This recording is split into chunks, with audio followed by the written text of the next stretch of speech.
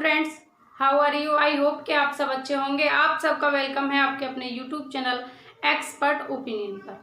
आज हम डिस्कस करेंगे कौहल वर्ग का नैतिक विकास का सिद्धांत। कौहल वर्ग ने नैतिक विकास का सिद्धांत दिया, इसके बारे में हम डिटेल में चर्चा करेंगे। और फ्रेंड्स, कौहल वर्ग के सिद्धांत की अगर मैं बात करूँ तो ये आपका सीटेट हो या आपका कोई भी स्टेट का टेट हो, सभी में पूछा जाता है यहाँ से। और ये आपकी पेडागोजी को कंप्लीट कराने में आपका बहुत ज़्यादा काम करता है। जिस एग्जाम में आपसे सीडीपी पूछा जाएगा वहाँ पर तो ये कंपलसरी पूछा ही जाएगा आपसे, ये कंफर्म है।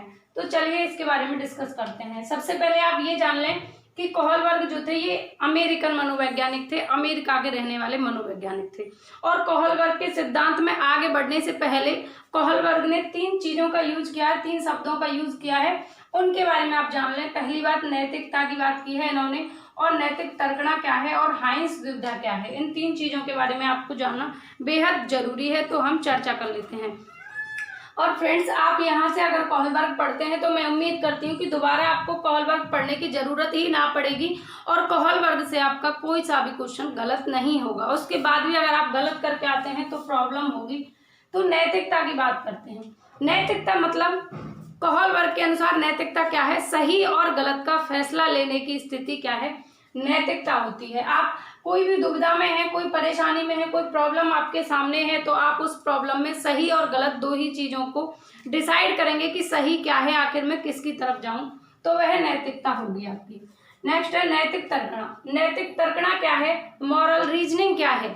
तो फ्रेंड्स, मॉरल रीजनिंग यानी कि जब आप किसी समस्या, किसी दुविधा में फंसे हुए हैं, ठीक है, कोई डिलेमा आपके सामने है, और उसमें आप सही गलत के फैसले को लेने के लिए जो आपकी थॉट प्रोसेस लगती है, जो रीजनिंग आपकी लगती है, आप सोचते हैं उसके बारे में, सही गलत के बारे में जितना भी थॉट प्रोसेस आप लगाते हैं, वह आपकी क्या है, नैतिक तर्कणा है। आप सही गलत के फैसले तक, रॉन्ग और राइट और रॉन्ग, इन 2 चीजों पर जब आप पहुंचेंगे तो आपको क्या है, बहुत सारी थॉट प्रोसेस लगानी पड़ेगी, बहुत सारी रीजनिंग लगानी पड़ेगी। जब आप बहुत सारा तर्क लगाएंगे उसके बाद आप सही और गलत में अंतर कर पाएंगे और सही फैसले पर पहुंच पाएंगे।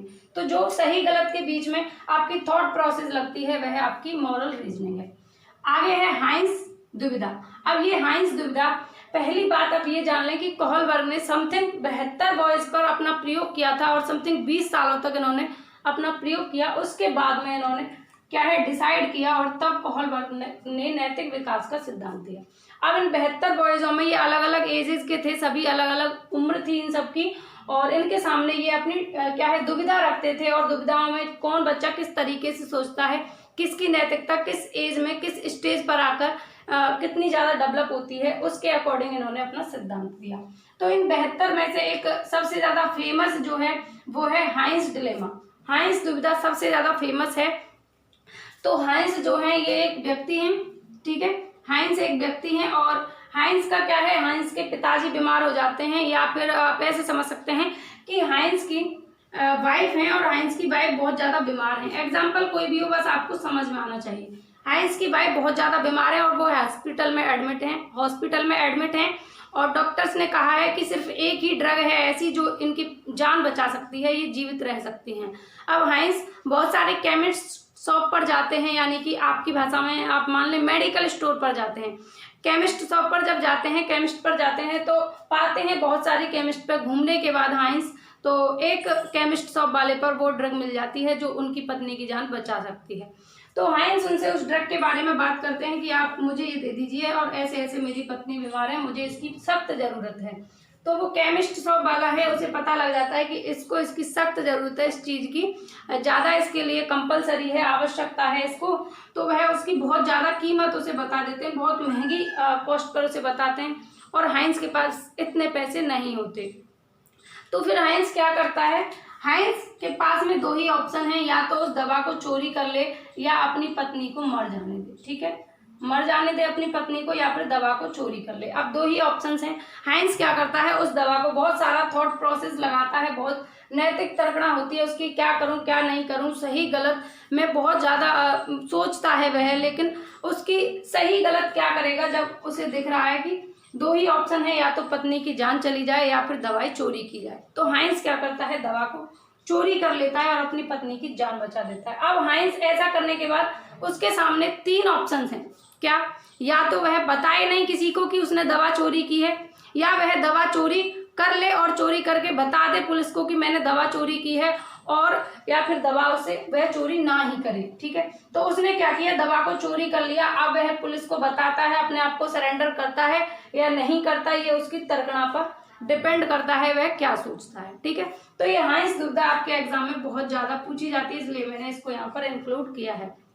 ठीक, आपके एग्जाम में आपसे क्वेश्चन पूछा जाएगा कि वह किस व्यक्ति के बारे में, कौन सी डिलेमा है, कौन सी दुविधा है जिसमें कि हाइंस का नाम अगर नहीं देगा आपको तो दुविधा के बारे में कंप्लीट आपको बताएगा कि इस तरीके से उसकी पत्नी बीमार होती हैं, अब वह दवा को चोरी करेगा या नहीं करेगा, या किस स्टेज पर आकर व्यक्ति सोचता है। तो इन सब चीज़ों के बारे में हम डिटेल में डिस्कस करेंगे। और सब आप ये जान लें कि जो कौहल वर्ग हैं इन्होंने 3 लेवल दिए हैं अपने नैतिक विकास के और 6 स्टेज दिए हैं। ठीक है, 3 लेवल दिए हैं और 6 स्टेज दिए हैं, इन सबको हम डिटेल में डिस्कस करने वाले हैं इस सिद्धांत। तो हाइंस दुविधा आपको समझ में आई होगी कि ऐसी दुविधा सामने रखी जाती है किसी व्यक्ति के कि वह उसमें बहुत ज़्यादा थॉट प्रोसेस लगाता है, छोटी मोटी दुविधा सामने नहीं होगी। ठीक है, ठीक, अब आपको एक एग्जांपल से और मैं समझाऊं, अगर इसको दुविधा जो है आपकी क्या है, डिलेमा क्या है। जैसे कि आपके सामने 2 ऑप्शंस रख दिए कि एक तो आपके पिताजी बहुत बीमार हैं, या फिर कोई और एग्जांपल ले लीजिए कि घर पर बहुत बड़ा फंक्शन है और ऐसा फंक्शन जिसमें आपका होना बहुत ज़्यादा इम्पोर्टेंट है, या ऐसे कह सकते हैं कि आपकी मान लीजिए सर्विस लग गई और आपका क्या है, मीटिंग है आपकी कहीं पर, और उस मीटिंग में जाना आपका बेहद ज़रूरी है, वहाँ नहीं जाएंगे तब भी आपका काम नहीं चलेगा। और मान लीजिए उसी दिन आपके बेटे का एग्ज़ाम भी है और उस एग्ज़ाम को दिलाने भी आपका जाना बेहद ज़रूरी है, तो वहाँ पर आपको बहुत सारा थॉट लगाना पड़ेगा, आपकी बहुत सारी थॉट प्रोसेस होगी कि आखिर मैं करूँ तो करूँ क्या। सही और गलत में अंतर करने का जो दुविधा होती है वही है नैतिक तर्कना, नैतिक दुविधा। ठीक है, अब आगे चलेंगे और हम जानेंगे कौहल वर्ग के नैतिक विकास की 3 लेवल और 6 स्टेजेस के बारे में डिटेल में डिस्कस करेंगे। ठीक है, तो आप स्क्रीनशॉट ले लीजिए। तो आगे चलें, फिर आगे बात करेंगे इनके 3 लेवल्स और 6 स्टेजेस इन्होंने दिए हैं, इनके बारे में डिस्कस करेंगे।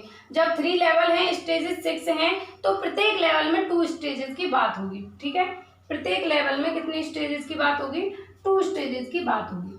अच्छा, लेवल फर्स्ट में क्या है, लेवल फर्स्ट को क्या कहते हैं, प्री कन्वेंशनल। क्या कहेंगे, प्री कन्वेंशनल यानी कि पूर्व परंपरागत। सेकंड लेवल को कहेंगे कन्वेंशनल और थर्ड को कहेंगे पोस्ट कन्वेंशनल। ठीक है, यानी कि पूर्व परंपरागत, परंपरागत और उत्तर परंपरागत या पश्च परंपरागत। अब हम पहले लेवल की बात करते हैं। पहला लेवल है प्री कन्वेंशनल यानी कि पूर्व परंपरागत अवस्था, और इसकी एज कितनी है, 3 से 7 वर्ष है, या कहीं पर आपको 4 से 10 देखने को मिलेगी, लेकिन लेस देन 10 होती है। ठीक है, लेस देन 10 होती है, यानी कि 10 ईयर से कम होगी। और सबसे बड़ी बात है प्राइमरी लेवल की बात होगी, प्राइमरी लेवल की बात होगी पहले लेवल में। ठीक है, अब इस लेवल को 2 स्टेजेस में डिवाइड किया है, ओबिडेंट एंड पनिशमेंट पहला स्टेज है, और दूसरा है इंडिविजुअल एंड एक्सचेंज या पर्सनल रिवॉर्ड कह सकते हैं।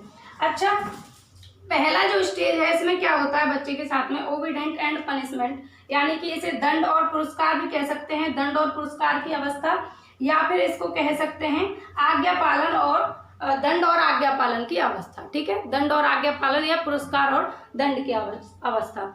तो इसमें क्या होता है, जैसे एक छोटा बच्चा होता है, बहुत छोटा, प्राइमरी लेवल पर जब होता है तो उसमें घर पर क्या होता है, पेरेंट्स कुछ कहते हैं उसे किसी काम के लिए, वह अगर नहीं करता है तो उसे ये डर रहता है कि मेरे में मार लगेगी या मुझे दंड दिया जाएगा, पनिशमेंट दी जाएगी। और अगर वह उस काम को कर लेता है, यानी कि वह ये जानता है बस कि वह अच्छा करेगा तो उसको क्या मिलेगा, रिवॉर्ड मिलेगा, पुरस्कार मिलेगा, और वह अगर गलत काम करता है, बड़ों की बात नहीं मानता है, तो उसे दंड दिया जाएगा। तो वह मॉरलिटी को इतना जानता नहीं है कि मॉरलिटी होती क्या है, बस उसे दंड और पुरस्कार की महत्वता का पता होता है, और दंड और पुरस्कार की वजह से ही सारे काम करता है। और बच्चे में आपसे एक क्वेश्चन पूछ लेता है, कौहल वर्ग के अनुसार क्या मॉरलिटी जन्मजात होती है, तो जन्मजात नहीं होती, नैतिकता इसमें जन्मजात नहीं होती। जब बच्चा समाज के साथ अंतःक्रिया करता है, घर परिवार अपने मित्रों के साथ रहता है, तब उसमें नैतिक तर्कणा आती है, तभी उसमें नैतिकता का विकास होता है। ठीक है, तो ये जन्मजात नहीं होती है नैतिकता, ये आप ध्यान रखेंगे। नैतिकता जन्मजात नहीं होती है। इसमें दंड और पुरस्कार की बात करेगा कि उसे ये पता रहता है बस कि मैं अच्छा करूंगा तो मुझे पेरेंट्स से पुरस्कार मिलेगा और गलत करूंगा तो मुझे दंड मिलेगा। वह अच्छा किस लिए करता है कि उसे पुरस्कार मिलेगा, बस इतना पता है। नेक्स्ट स्टेज है इंडिविजुअल एंड एक्सचेंज या फिर पर्सनल रिवॉर्ड। अच्छा, इसमें क्या होता है, इसको खुद का फायदा या अहंकार की अवस्था भी कहते हैं। इसमें क्या होता है, जैसे आपको पता लग रहा है इंडिविजुअल यानी कि खुद का, पर्सनल, एक्सचेंज का मतलब अदला बदली। उसमें अदला बदले की भावना होती है, टिट फॉर टैट की भावना होती है। जैसे बच्चा स्कूल में होता है प्राइमरी लेवल पर, आपने देखा होगा कि एक दिन अगर कोई फ्रेंड अपने फ्रेंड को खाना खिला देगा तो दूसरे दिन उससे कहेगा मुझे अपना खाना दो। क्यों दो? क्योंकि मैंने तुम्हें कल खाना खिलाया था। ठीक है, इस तरीके की आपने देखा होगा। जब आप जाएंगे टीचर बनकर तो आप देखेंगे कि छोटे बच्चे जो होते हैं वो इसी तरीके की एक्टिविटी करते हैं। या फिर ये कहते हैं सर इसने कल मेरी पेंसिल ली थी, इससे आप मुझे पेंसिल दिलाओ। मतलब कि उसको ये पता है कि इसने मेरी चीज़ ली तो मुझे भी इससे चाहिए। एक्सचेंज, उसका फायदा होना चाहिए। पिताजी कहेंगे घर पर इस एज में 3 से 7 वर्ष की अवस्था में, 3 से 7 वर्ष की एज में या फिर लेस देन 10, तो क्या है, घर पर अगर पिताजी कहेंगे बेटा 1 गिलास पानी लेकर आना, ठीक है ला देगा। दूसरे दिन कहेगा पिताजी मुझे 1 गिलास पानी ला कर देना, पिताजी कहेंगे नहीं बेटा खुद से ले लो। तो अगले दिन अगर पिताजी कहेंगे बेटा पानी लाना, तो कहेगा नहीं पहले आप मेरे लिए पानी लाओ क्योंकि कल मैं आपके लिए पानी लाया था। यानी कि एक्सचेंज की इसके अंदर भावना होती है इस एज में। ठीक है, एक्सचेंज करने की भावना होती है। या फिर पिताजी कहेंगे बेटा पानी लाओ, तो कहेगा मुझे पहले 10 रुपए दो तभी मैं पानी लाऊंगा, नहीं तो मैं नहीं लाऊंगा। यानी कि उसका अगर फायदा नहीं होगा तो वह किसी काम को नहीं करेगा, खुद के फायदे के बारे में सोचेगा। तो ये पहली स्टेज आपकी खत्म होती है। इसमें पहला लेवल खत्म होता है। पहले लेवल में 2 स्टेजेस हैं। पहली स्टेज है ओबीडेंट एंड पनिशमेंट यानी कि दंड और पुरस्कार की अवस्था, और दूसरी स्टेज है आपकी खुद का फायदा या अहंकार की अवस्था, यानी कि इसमें एक्सचेंज करने की भावना बच्चे के अंदर होती है। बात करते हैं नेक्स्ट लेवल की, दूसरे लेवल की, कन्वेंशनल लेवल की। आप स्क्रीनशॉट ले सकते हैं। आगे बात करते हैं सेकंड लेवल की। सेकंड लेवल को क्या कहेंगे, कन्वेंशनल। ठीक है, परंपरागत, और ये 10 से 13 वर्ष का होता है। पहला था पूर्व कन्वेंशनल, ठीक है, यानी कि प्री कन्वेंशनल, पूर्व परंपरागत, और सेकंड है परंपरागत। इसको 10 से 13 वर्ष के अंतर्गत रखा है कोहलबर्ग ने। ठीक है, और उसको लेस देन 13, यानी कि वह लेवल प्राइमरी था, पूर्व कन्वेंशनल, और ये कन्वेंशनल है जो आपका जूनियर लेवल की बात करेगा। और इसको किशोरावस्था या टीन एज की अवस्था भी कह देंगे कन्वेंशनल को। अच्छा, लेवल 2 को भी जो है 2 अलग अलग स्टेजेस में डिवाइड किया है कोहलबर्ग ने। इसकी 3rd स्टेज होगी और ये इसकी 4th होगी, क्योंकि 2 स्टेज हम पहले वाले लेवल में डिस्कस कर चुके हैं। तो इसकी 3rd स्टेज में क्या है, इंटरपर्सनल रिलेशनशिप, और इसको गुड बॉय या फिर नाइस गर्ल, गुड बॉय या गुड गर्ल की एज भी कहते हैं। और सेकंड है स्टेज आपकी 4th स्टेज है next, maintaining the social orders, law and order, यानी समाज की स्थिति का सम्मान करना। अब इसकी बात करें पहले वाले की, ये 3rd वाला जो है गुड बॉय और नाइस गर्ल की भावना आ जाती है बच्चे के अंदर 3rd स्टेज में। 3rd स्टेज में क्या होता है, जब वह किसी काम को करता है बच्चा, तो उसके अंदर आपने देखा होगा जैसे कि आप एग्जाम को लेकर अगर वह तैयारी कर रहा है, पढ़ रहा है, तो उसके अंदर एक बात होती है बच्चे के अंदर कि यार मैं अगर अच्छे मार्क्स लाऊंगा तो मुझे क्या है, मम्मी ये कहेंगी तुम तो बहुत अच्छे लड़के हो, तुम तो गुड बॉय हो, या फिर मुझे टीचर्स क्या है बहुत ज़्यादा सम्मान देंगे। उसके अंदर ये आ जाता है कि लोग मेरी वाहवाही करें, मेरी प्रशंसा करें, यानी कि प्रशंसा की भावना उसके अंदर आ जाती है। वह किसी भी काम को करने के लिए क्या चाहता है कि उसकी प्रशंसा होगी, वह इसलिए करता है। किसी काम को करने के पीछे, कोई काम अच्छा कर रहा है तो उसके पीछे उसका एक ही टारगेट, एक ही उद्देश्य होता है कि उसकी वाहवाही हो, समाज में उसकी प्रशंसा हो, समाज में उसकी महत्वता हो। ठीक है, तो वह गुड बॉय और गुड गर्ल बनने के लिए ये सब काम करता है। कौन सी स्टेज में, 3rd स्टेज में। नेक्स्ट है 4th स्टेज आपकी, मेंटेनिंग द सोशल ऑर्डर्स। ठीक है, यानी कि लॉ एंड ऑर्डर, समाज की स्थिति का सम्मान करने लगता है। यानी कि जैसे वह समझने लगता है कि जो समाज में हमारे लिए नियम है, रूल्स हैं, जो बनाए हैं वो हमारे लिए बनाए हैं, उनको फॉलो करने लगता है। जैसे ट्रैफिक रूल्स हैं, हमें ट्रैफिक रूल्स को नहीं तोड़ना चाहिए, इससे हमें ही नुकसान होगा। और अगर आप पहली जो आपकी लेवल था, पहला लेवल था 1st लेवल, जिसमें दंड और आज्ञा का पालन कर रहा था बच्चा, अगर आप उससे ये कहें कि बेटा आपको हेलमेट पहन के निकलना चाहिए क्योंकि आपको इससे क्या है, सड़क दुर्घटना से बचाव रहेगा आपके लिए, तो वह बिल्कुल भी मानेगा नहीं, क्योंकि उस चीज़ के लिए परिपक्व नहीं है वह, तो वह उस चीज़ को समझता ही नहीं है। उसे बस उस स्टेज में उस लेवल में बस एक ही चीज़ पता रहती है, दंड और आज्ञा पालन। उसे ये पता है कि अच्छा करूँगा तो मम्मी जो है पुरस्कार देंगी, लाड़ करेंगी, और गलत करूँगा तो मुझे पनिशमेंट दी जाएगी। और यहाँ पर क्या होता है, थर्ड स्टेज में वह अच्छा बनने के लिए, समाज में अच्छा नागरिक बनने के लिए कि मैं अच्छा हूँ और इस तरीके के काम करेगा। नैतिकता उसकी किस पर रुक कर रह जाएगी, अच्छा लड़का अच्छी लड़की, यानी कि अपनी प्रशंसा पर। यह है समाज की स्थिति। यहाँ पर समाज के बनाए हुए रूल्स नियमों का पालन करेगा, फॉलो करेगा। जितनी भी परंपराएं हमारे समाज में हैं, जितने भी नियम हैं, आप नाम से समझ सकते हैं परंपरागत अवस्था, यानी कि समाज के बनाए हुए नियम रूल्स, उन सबको फॉलो करने का काम करेगा इस वाले लेवल में। आगे बात करेंगे थर्ड लेवल की। तो थर्ड लेवल की बात करेंगे। पहला लेवल हमने डिस्कस किया प्री कन्वेंशनल, और सेकंड है पोस्ट, सेकंड था आपका कन्वेंशनल और थर्ड है आपका पोस्ट कन्वेंशनल। ठीक है, यानी कि पूर्व परंपरागत, परंपरागत और उत्तर परंपरागत अवस्थाओं में इन्होंने लेवल्स में इन्होंने मॉरल डेवलपमेंट को डिस्कस किया है। तो बात करें उत्तर परंपरागत की, यानी कि 13 से आगे की उम्र में इस लेवल को रखा गया है, कोलबर्ग ने रखा है 13 से आगे की उम्र में। ठीक है, तो 5 स्टेज क्या है, 5वीं स्टेज है इसकी social contract and individual rights. जैसे कि आपको नाम से पता लग रहा है, social contract and individual rights, यानी कि समाज के बनाए हुए रूल्स नियम सब कुछ फॉलो करता है, ठीक है, मानता है सोशल कॉन्ट्रैक्ट को, जो भी है तो समाज के साथ उसका कॉन्ट्रैक्ट अच्छा है। लेकिन इंडिविजुअल राइट्स, अपने इंडिविजुअल्स खुद के अधिकार क्या है, उसके इस चीज के बारे में भी उसे पता लग जाता है।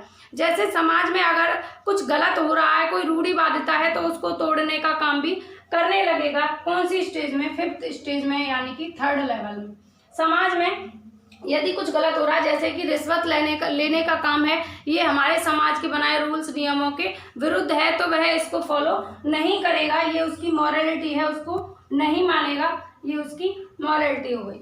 6th स्टेज है यूनिवर्सल इथिकल प्रिंसिपल्स, और इसको मॉरलिटी ऑफ कोऑपरेशनल की एज भी कहते हैं। यानी कि इसमें क्या होता है, खुद के कुछ सिद्धांत होते हैं व्यक्ति के, जैसे आपको नाम से पता लग रहा है यूनिवर्सल इथिकल प्रिंसिपल्स, यानी कि खुद के उसके कुछ सिद्धांत, कुछ रूल्स होते हैं खुद के बनाए हुए, वह किसी की न मानकर अपने सिद्धांतों पर चलता है। और इस लेवल तक, इस स्टेज तक हर व्यक्ति नहीं पहुंच पाता। जैसे कि नेल्सन मंडेला है, महात्मा गांधी हैं, आप अन्ना हजारे को ले सकते हैं। यानी कि समाज से भी ऊपर उठकर, खुद से भी ऊपर उठकर बहुत सारे लोगों का जो फायदा देखते हैं, जो अपने कुछ सिद्धांत बनाते हैं कि चाहे कुछ भी हो जाए लेकिन मुझे अपने सिद्धांतों को नहीं तोड़ना है। जैसे मान लीजिए आप एग्जाम चल रहे हैं और एग्जाम में आपने सोच लिया कि मुझे नकल नहीं करानी है, मुझे कॉपी नहीं करानी है, ये मेरा सिद्धांत है। तो फिर उस एग्जाम में आपकी बेटी बैठ जाए, आपका बेटा बैठ जाए, या फिर आपका कोई भी सगा संबंधी बैठ जाए, आपको नकल नहीं करानी, तो आप सबके लिए एक इक्वलिटी रखेंगे कि मुझे किसी को भी नकल नहीं करानी, ये मेरा सिद्धांत है। उनके लिए चाहे जान चली जाए पर अपना सिद्धांत नहीं टूटना चाहिए। जैसे हाइंस ने दवा चुराई, तो इस स्टेज के अकॉर्डिंग दवा का चुराना उसका गलत होगा, क्योंकि उसका सिद्धांत ये कहता है कि उसे चाहे उसकी पत्नी की जान चली जाए लेकिन उसको चोरी नहीं करनी है। या फिर इसमें एक बात और हो सकती है कि अगर उसने चोरी कर भी ली है अपनी पत्नी की जान बचाने के लिए, तो वह खुद को सरेंडर कर दे, पुलिस को हवाले कर दे खुद को कि मैंने चोरी की है। ठीक है, इस स्टेज में आकर। तो इस स्टेज पर कोई नहीं पहुंचता, कोई भी व्यक्ति, बहुत कम लोग इस स्टेज पर पहुंच पाते हैं। 1% लोग इस स्टेज पर पहुंच पाते हैं, जो कि दूसरों के फायदे के लिए सोचते हैं, अपने सिद्धांत बिल्कुल नहीं तोड़ते, चाहे अपना नुकसान ही क्यों ना हो जाए। ठीक है, और इसमें समाज के नियमों को मानेगा लेकिन अधिकारों को जानता है कि अगर समाज में उनके लिए कुछ बुरा हो रहा है, गलत हो रहा है, तो उनके विरुद्ध वह आवाज उठा सकता है। जैसे प्रेजेंट में अभी चल रहा है युवा रोजगार आंदोलन, तो युवाओं को ये पता है कि उन्होंने जब योग्यता प्राप्त कर ली, हर चीज हासिल कर ली, तो उनका अधिकार है कि उनको नौकरी दी जाए। तो वह अपनी नौकरी के लिए जो आंदोलन कर रहे हैं, ये क्या हो गया कि अपने अधिकार के लिए वह लड़ रहे हैं, अपने अधिकारों को जान रहे हैं। तो आज हमने बात की कोहलबर्ग के नैतिक विकास के सिद्धांत के बारे में। अच्छा, आप लोगों को कोई क्वेश्चन, कोई क्वेरी हो तो आप बताएंगे कमेंट सेक्शन में। ठीक है, और इन्होंने अपने इन तीनों लेवल में और 6 स्टेजेस में ये बताया कि कोई बच्चा है उसके नैतिकता का विकास किस तरीके से होता है। तो आज हमने ये डिस्कस किया। अब आपसे पूछेगा एग्जाम में कि जो कोहलबर्ग का नैतिक विकास का सिद्धांत है, उसमें कोहलबर्ग ने कितने स्टेज दिए हैं, कितने लेवल दिए हैं और कितने स्टेज दिए हैं। तो लेवल अगर पूछेगा आपसे, स्तर पूछेगा तो 3 बताना है, चरण पूछेगा तो 3 बताना है, और आपसे स्टेज अगर पूछे तो आपको 6 बताना है, और प्रत्येक लेवल में 2-2 स्टेजेस हैं, ये आपको ध्यान रखना है। और इनके सिद्धांत की आलोचना भी कई बार पूछी जाती है। तो इनके सिद्धांत की आलोचना ये है, क्योंकि मैंने आपको बताया कि इन्होंने 72 बॉयजों पर समथिंग प्रयोग किया था, और इनकी आलोचना ये है कि इन्होंने सिर्फ मतलब मेल लोगों पर ही प्रयोग किया, फीमेल लोगों पर नहीं किया। अब ये जो थिंक जो चल रही थी नैतिकता की, ये फीमेल में अलग हो सकती है और मेल में अलग हो सकती है, इसलिए इनकी ये आलोचना है कि इन्होंने सिर्फ मेल लोगों पर ही प्रयोग किया। और इनकी आलोचना एक यह भी है कि ये इनकी जो थ्योरी है कोहलबर्ग की नैतिक विकास की, ये हर एक कल्चर में लागू नहीं होती, यानी कि हमारे देश की संस्कृति कुछ अलग है और अन्य देशों की संस्कृति अलग है, तो सभी जगह ये अप्लाई नहीं होगी। ये इनके सिद्धांत की आलोचना है। ठीक है, तो फ्रेंड्स उम्मीद करती हूँ कि आपको आज का मेरा प्रयास अच्छा लगा होगा, कोहलबर्ग आपका क्लियर हुआ होगा। और आप फिर भी अगर आपका कोई क्वेश्चन कोई क्वेरी हो तो आप कमेंट करके बताएंगे। सेशन अच्छा लगा हो तो सेशन को एक लाइक कर दें, और पहली बार आए हैं चैनल पर तो फिर सब्सक्राइब कर दें। और टिट फॉर टैट नहीं करेंगे आप, और अगर करेंगे तो यहाँ से आपको कुछ ना कुछ सीखने को ही मिलेगा और बेहतर सीखने को मिलेगा। ठीक है, तो आज के लिए बस इतना ही, फिर मिलते हैं नेक्स्ट सेशन में। Take care, Radhe Radhe.